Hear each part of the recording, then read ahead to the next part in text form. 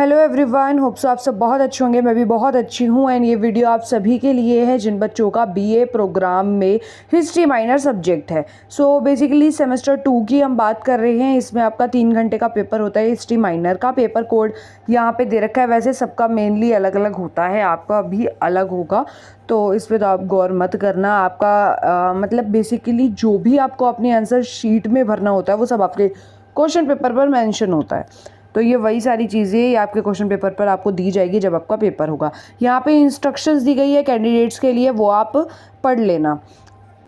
Guys यहाँ पे अब एक बार क्वेश्चंस देख लेते हैं। देखो, मैं आपको एक चीज़ बताने की कोशिश करती हूँ। बीए के जब भी एग्ज़ाम होते हैं सेम क्वेश्चंस बार बार रिपीटेड होते हैं, तो ये आपके ऊपर डिपेंड करता है आप किस तरह से तैयारी करके जाते हो। मैं बस यही कहूँगी, कोई भी प्रीवियस ईयर का एक क्वेश्चन पेपर उठाओ जैसे मैंने उठाया है ये, और इन्हीं क्वेश्चंस की बार बार प्रैक्टिस कर लो, बस इनफ है ये। चलिए पहला क्वेश्चन देख लेते हैं। इसमें है गुप्तकालीन समाज एवं अर्थव्यवस्था पर निबंध लिखिए।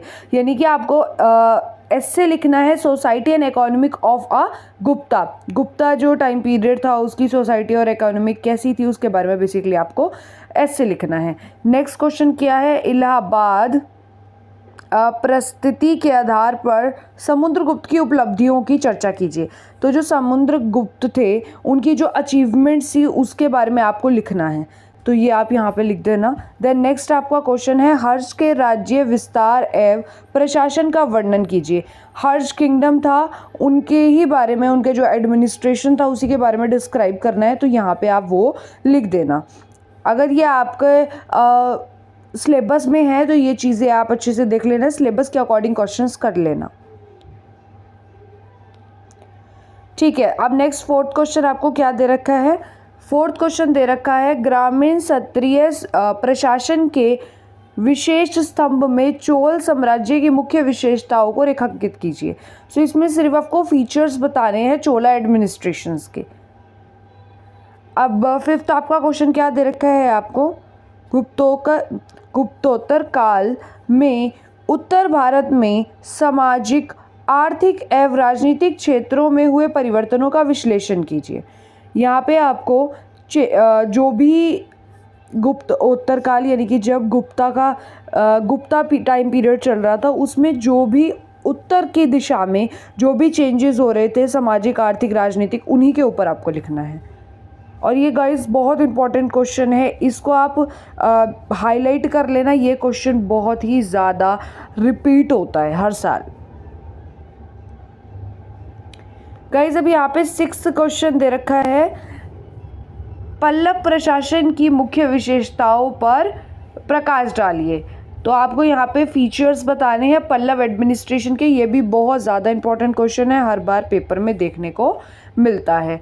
सो गाइस यहाँ पे 7th क्वेश्चन दे रखा है, राजनीतिक वर्चस्व के लिए राज्यकुट, पाल एवं प्रतिहार के बीच संघर्ष की व्याख्या कीजिए। यानी कि जो पाल और प्रतिहारों के बीच जो भी संघर्ष हुआ था उसको, जो भी स्ट्रगल हुआ था उनके बीच में, उस पे आपको लिखना है। ठीक है, एंड यहाँ पे 8th क्वेश्चन है, राजपूतों की उत्पत्ति से संबंधित विभिन्न सिद्धांत क्या है, वर्णन कीजिए। तो राजपूतों से रिलेटेड भी क्वेश्चन पेपर में देखने को मिलता है, तो ये भी हाईलाइट कर लेना क्वेश्चन, इसको भी अच्छे से एक बार पढ़ लेना पेपर से पहले। अब आपका 9th क्वेश्चन दे रखा है, सिंध में अरबों की सफलता एवं उनके प्रभावों के बारे में बताओ। तो जो भी सिंध थी, जो भी प्लेस था सिंध, उसमें जो अरबों की सफलता थी, जो भी अरबियंस वहाँ पे रहते थे, उन्हीं के जो भी प्रभाव थे उसके बारे में आपको लिखना है। तो गाइस 10वां क्वेश्चन भी बहुत इंपॉर्टेंट है, right a short note on anyone. किसी भी एक पर आपको शॉर्ट नोट लिखना है, गुप्ता आर्ट एंड लिटरेचर या फिर चालुक्यास। और भी देख लेते हैं यहाँ पे, एक सेकेंड। हाँ, इसमें वैष्णव एवं शिवाज़म, मतलब जो शिव धर्म था और वैष्णव धर्म था, उन दोनों में से के बारे में लिख सकते हो। तुर्की आक्रमण जो हुआ था, इन्वेजन हुआ था, उसके बारे में आप लिख सकते हो। तो गाइज़ अभी के लिए इतना ही। होप सो आपको ये पूरा क्वेश्चन पेपर अच्छे से समझ आ गया होगा, जो मैंने आपको बताया है। ये क्वेश्चन बहुत इंपॉर्टेंट है, इनकी पेपर से पहले तैयारी एक बार ज़रूर कर लेना, या क्वेश्चंस आपके पेपर के लिए बहुत इंपॉर्टेंट है। बाकी अभी के लिए इतना ही, मिलते हैं नेक्स्ट वीडियो में। Bye bye.